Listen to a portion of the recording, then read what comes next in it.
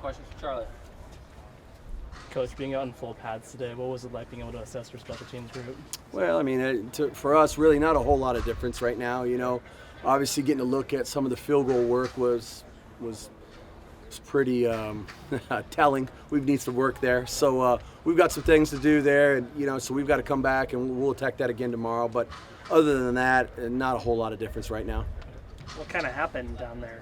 Well, I just think it's we're working some new guys. I think it's a combination of things. I think several of them were low kicks. We've got to get better trajectory, and we've got to go back over there to Maxwell and work on that. And it's a big piece, And obviously, the further you get out, the more those kids are going to have a tendency to drive the ball, which that ball's going to come off flat. There's no excuse for as close as we were to have that, but several of them were low balls, and then there was one or two times that we got a little bit too deep in penetration. So we've got to clean both of those areas up and just overall make it a little bit more cleaner, and that's why we'll come back tomorrow and work it again. How has Greg done so far? Greg's working hard. I'd like to see Greg do a little bit more, to be honest with you, and I told him that, and he knows that. He's senior, he's kicked before.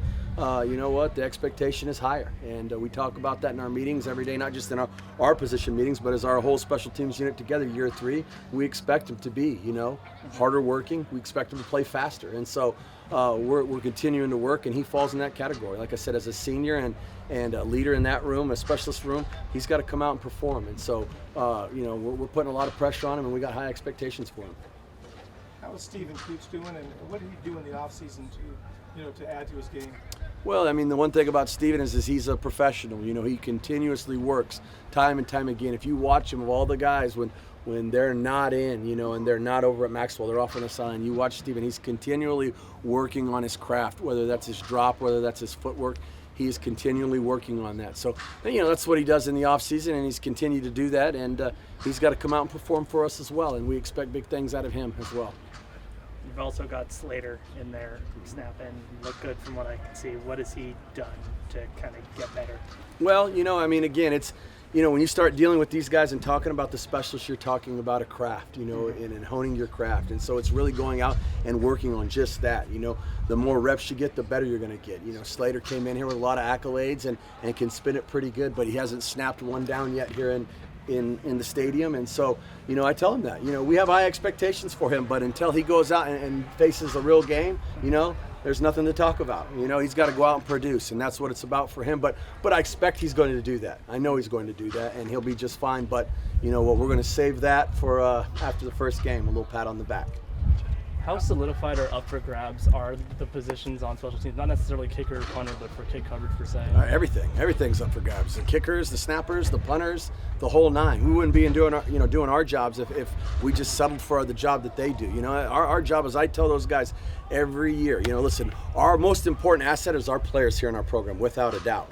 But our job is to go out every year and recruit better players so we can continue the cycle to get better. And so they either got to elevate their game, or somebody's going to come in here and replace them, or somebody's ultimately going to come in here and replace me, right? So that's the way it is, whether we like it or not. We've got to answer that, and they know that. And we've got a great group of kids here that care, and it matters to them, and the culture's being set, and they work hard, and they know where the bar is set, and they know what the expectations are for them. So I love working with them, and really excited about what they're going to do this fall.